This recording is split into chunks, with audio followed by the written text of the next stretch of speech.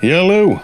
Xiaodong is back at it again, once again showing us something very silly. There is this delusion propagated by the film industry where traditional arts, when held in the hands of a master, can overtake multiple opponents regardless of their styles. Now, I'm not discrediting the effectiveness of traditional styles. Many of them do have techniques that are very effective, but to think you have anything to prove versus a younger, bigger, stronger martial artist using a more complete system, that is just silly.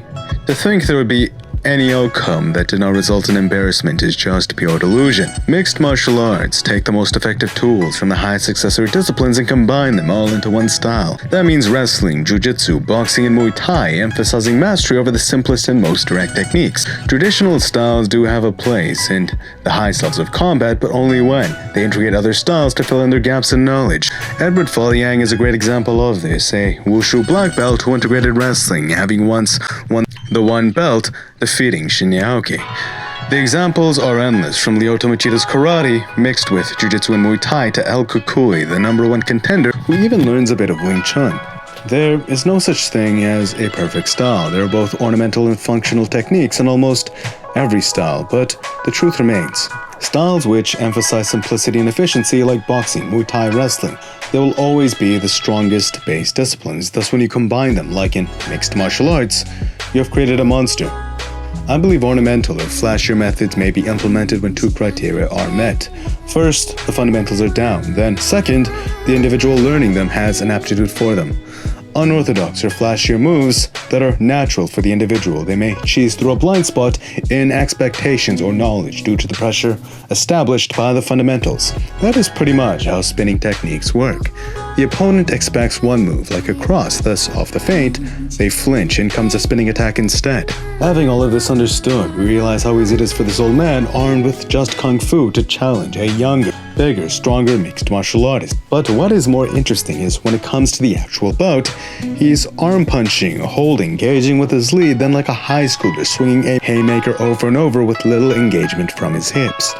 Whatever he's learned, it does not have a strong kinetic chain. This is why Zhu is barely phased, letting this man strike against Dome. The master lacks power because he doesn't have any real form, thus an inefficient kinetic chain. Many of you have seen old men brandish dangerous power even at their senior status, and this is because we generate power not just from fast twitch or anatomy. Genetic aptitude is just one piece to the puzzle, but also the technique we train teaches us to better leverage our bodies more efficiently. Thus, with our nerves and cerebellum drilled over and over and over again, the form becomes intuitive, even at an old age. But here, the Kung Fu master is clearly missing the fundamentals of efficient form. It does not resemble anything technically sound. Bracing for the shot by lowering his head, the master doesn't really have any tools to deal with Zhu. Joe Louis here would have told him to use an uppercut, but instead he just keeps swinging the same way over and over. By contracting the neck and lowering the head, feeding the skull crown. This is actually a technique used by the Shaolin monk Yilong. If the master knew how to throw a proper uppercut, let alone had good technique, this might have been a different story. Zhu basically could have ended this whenever he wanted to. Watch as how he charges forward with the flying knee. The master loads up to punch. Now, why would he just stand there and load up a shot like he's All Might channeling the future of the world?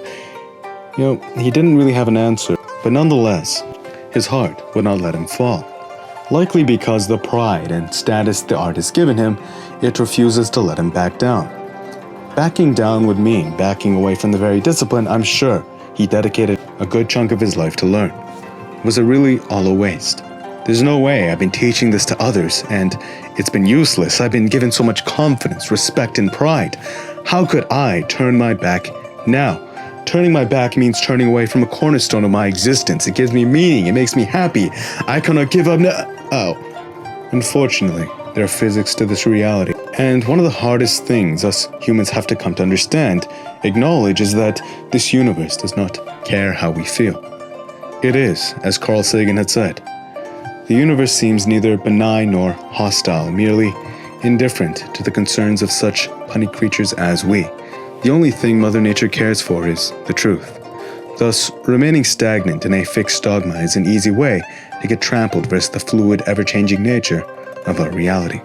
That is what Zhu is courageously, no, ruthlessly teaching to China. You cannot proclaim superiority or invincibility with a fixed method just because you saw Donnie Yen take out an entire fleet on his own. A more complete and more rigorously tested system favors victory because it aligns itself closer to the humble truth. There is always a place where you can further sharpen your edge, because if you're not in this state, you stagnate, inevitably positioned to get run over by those still hungry, rolling against that slope. With this knowledge, I implore you to think from a different paradigm, to be confident, maybe arrogant even if that's who you are, if it's authentic to you, not because you know everything, but because you acknowledge the humble truth that you have much to learn. So as long as you carry that fire in your heart, let it guide you on your journey of growth and self-discovery, because with it, I can promise you one thing. Immersed in this harsher reality, you have gained an edge over everyone who has not. Thus your confidence lies in your willingness to learn and grow, not a fixed ideology in an ever-changing universe. I believe this is one of the best ways to always be able to believe in yourself. No one can really question it. It's a way you can always have certainty in yourself in the chaotic uncertainty that is life. Because it's not about the outside world anymore. It's about the only world you truly have control over, your inside world. With it, I promise you will not only bend the odds in your favor, but with each bump along the way, all you have to do to retain your confidence and pride is say I have much to learn. A paradox, in a way. With it, I wish you the best, as I'm sure, remaining in accordance with Mother Nature, naturally, will follow. Thank you, Xiaodong, for this lesson. Mind Smash has an Instagram. Please follow it if you'd like to show me some love. Smash the like button if you enjoyed. It's good karma. And until next time, peace.